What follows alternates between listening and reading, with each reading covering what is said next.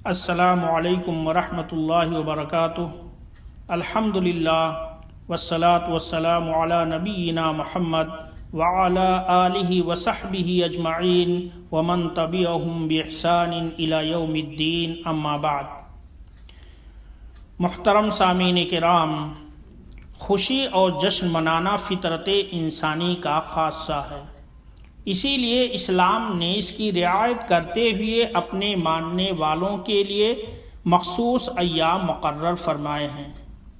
جسے ہم عید الفطر اور عید الاضحیٰ کے نام سے جانتے ہیں۔ حضرت انس رضی اللہ تعالی عنہ سے روایت ہے کہ قدم رسول اللہ صلی اللہ علیہ وسلم المدینۃ ولہم یومان یلعبون فیہما فقال ما ہذان الیومان قالوا كنا نلعب فيهما في الجاهلية فقال رسول الله صلى الله عليه وسلم إن الله قد أبدلكم بهما خيرا منها يوم الأضحى ويوم الفطر۔ انس رضی اللہ تعالی عنہ بیان کرتے ہیں کہ رسول اللہ صلی اللہ علیہ وسلم جب ہجرت کر کے مدینہ تشریف لے آئے تو مدینہ والوں کے یہاں 2 دن مخصوص ہوتے تھے جس کے اندر وہ کھیل کود کیا کرتے تھے۔ جب آپ نے یہ دیکھا تو سوال کیا کہ یہ 2 دن کس قسم کے ہیں؟ لوگوں نے کہا کہ یہ 2 دن زمانے جاہلیت ہی سے ایسے ہیں جن کے اندر ہم کھیل تماشے کرتے رہے ہیں اور ان میں جشن منایا کرتے رہے ہیں۔ تو اللہ کے رسول صلی اللہ علیہ وسلم نے ارشاد فرمایا کہ اللہ تعالیٰ نے تمہیں ان 2 دنوں سے بہتر دن عطا فرمائے ہیں، اور وہ دن ہے یوم الفطر اور یوم الاضحیٰ۔ چونکہ اسلام اللہ کا نازل کردہ آخری دین ہے، اس لیے وہ تمام ادیان سے ممتاز و منفرد ہے، اسی لیے اس کی عیدیں بھی دیگر قوموں کی عیدوں سے الگ اور منفرد خصوصیت کی حامل ہیں۔ ان امتیازات و خصائص میں سب سے پہلی چیز ہے کہ یہ عیدیں اللہ کی شکر گزاری اور اس کی تسبیح و تہلیل کے لیے ہیں۔ اللہ کا ارشاد ہے وَلِتُكَبِّرُوا اللَّهَ عَلَى مَا هَدَاكُمْ وَلَعَلَّكُمْ تَشْكُرُونَ، یعنی تم اللہ کی بخشی ہوئی ہدایت پر بڑائی بیان کرو اور شکر گزار بنو۔ مذہب اسلام میں اصل زندگی آخرت کی زندگی ہے جو دائمی اور ابدی ہے۔ یہ دنیا محض دار العمل اور دار الامتحان ہے، اور یہ آخرت کے لیے بطور کھیتی ہے۔ اسی دنیاوی عمل پر اخروی زندگی کی کامیابی کا دار و مدار ہے۔ اس لیے بندہ جب اپنی اس دائمی اور ابدی زندگی کی بہتری کے لیے کوئی بڑا کام سر انجام دیتا ہے تو اسلام اسے حکم دیتا ہے کہ وہ اس پر خوشی کا اظہار کرے، اپنے رب کا شکر بجا لائے۔ بندے نے جب رمضان المبارک کے روزے رکھ لیے، صدقہ و خیرات، تراویح و نوافل کا خوب اہتمام کیا، ذکر و اذکار اور تلاوت کلام پاک میں اپنا وقت صرف کیا، اللہ کے اوامر کی پابندی کی اور منکرات سے بچا، حلال کو حلال سمجھا اور حرام کو حرام، اور اپنے آپ کو تقوی کی صفت سے متصف رکھا، تو ایسے موقع پر اس کا حق بنتا ہے کہ ان اعمال صالحہ کی توفیق پر خوشی و جشن منائے، کیونکہ یہی اصلی فوز و فلاح اور کامیابی و کامرانی ہے۔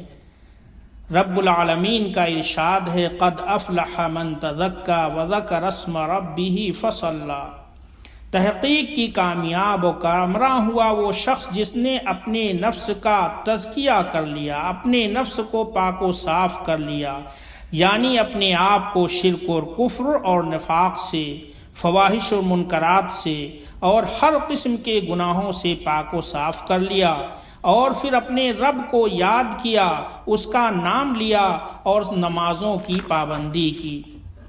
اس مسرت و شادمانی اور خوشی کے اظہار کے لیے جو دن ہے،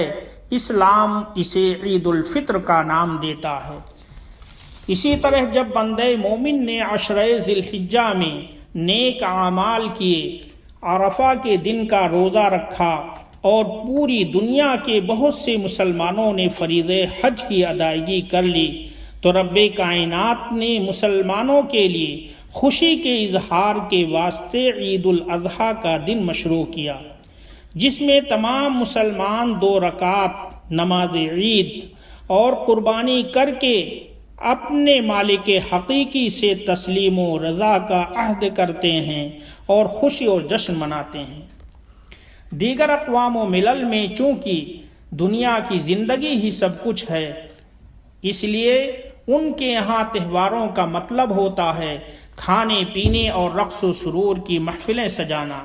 دنیا کی رنگینیوں اور رعنائیوں میں کھو جانا، مادر پدر آزاد ہو کر بدمستیوں میں ڈوب جانا اور تمام اخلاقی اقدار کو تج کر نفسیاتی خواہشات کو فروغ دینا۔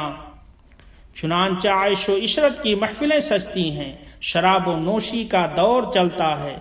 اور ایسی حیا سوز حرکتیں ہوتی ہیں جو بسا اوقات انسانیت کے لیے ننگ و عار بن جاتی ہیں۔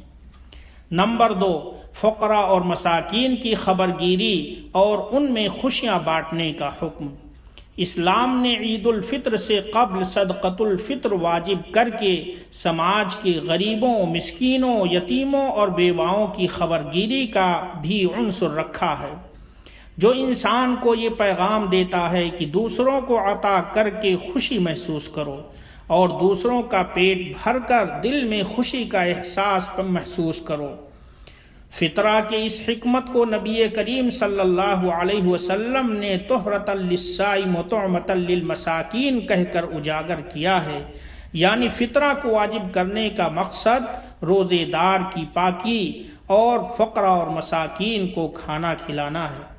اسی طرح عید قرباں میں اللہ کی راہ میں قربانی کے جذبے اور پھر لوگوں میں اس گوشت کو تقسیم کرنے کا پہلو رکھ کر اللہ کے تقوی اور مخلوق کی خیر خواہی کا پہلو نمایاں کیا ہے۔ ارشاد باری تعالیٰ ہے فَكُلُوا مِنْهَا وَأَطْعِمُوا الْبَائِسَ الْفَقِيرَ، کہ تم خود بھی اس قربانی کے گوشت سے کھاؤ اور فقراء اور مساکین کو بھی کھلاؤ۔ غیر اسلامی تہواروں میں ہمیں ایسا کوئی پہلو نظر نہیں آتا جہاں غریبوں اور کمزوروں کی خبرگیری کا کوئی حکم ہو۔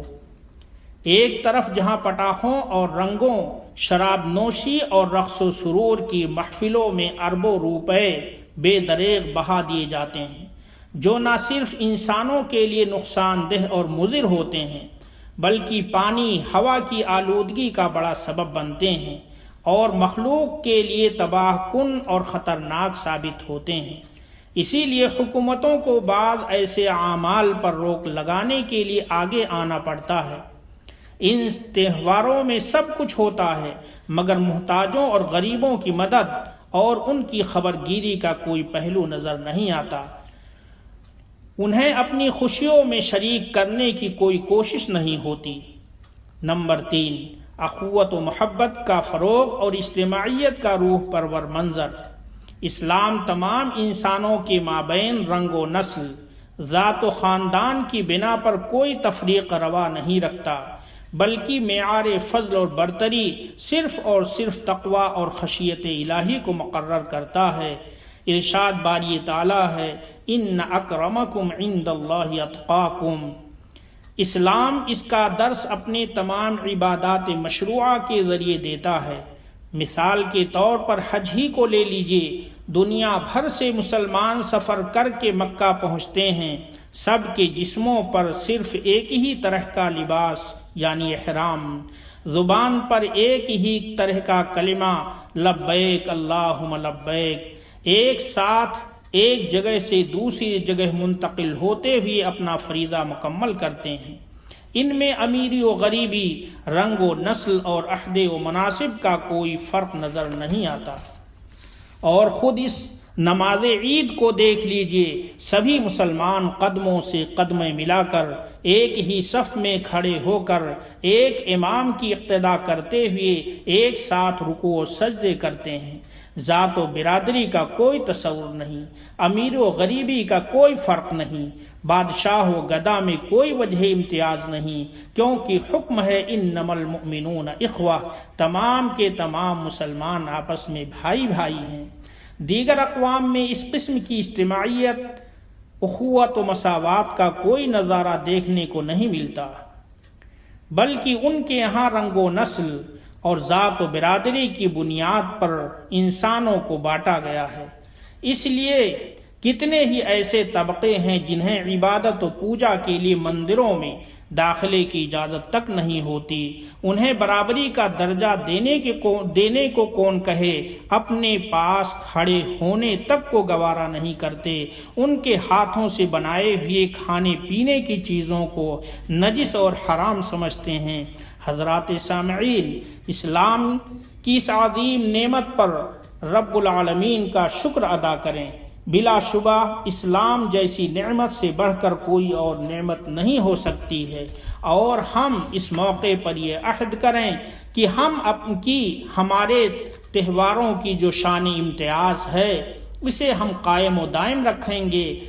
اور ہر ایسے کام سے بچیں گے جس سے ہمارے اور غیروں کے تہوار میں فرق مٹتا ہوا نظر آئے۔ ہم اپنے رب کی اطاعت اور اس کی نعمتوں کی شکر گزاری والی عید منائیں گے، ریا و نمود سے بچتے ہوئے اپنے عبادات اور قربانی کے اعمال بجا لائیں گے، غریبوں اور محتاجوں کا خیال رکھیں گے، انہیں بھی اپنی خوشیوں میں شریک کریں گے، خاص کر ایسے وقت میں جب کرونا وائرس کی وجہ سے لوگوں کا کاروبار تباہی کے دہانے پر پہنچ چکا ہے۔ محبت و بھائی چارے کو فروغ دیں گے، بغض و حسد، باہمی نفرت و عداوت سے اپنے دلوں کو پاک و صاف کریں گے، اور صحیح معنوں میں اللہ کا بندہ بن کر بھائی بھائی بن کر رہیں گے۔ وآخر دعوانا ان الحمد للہ رب العالمین، والسلام علیکم ورحمۃ اللہ۔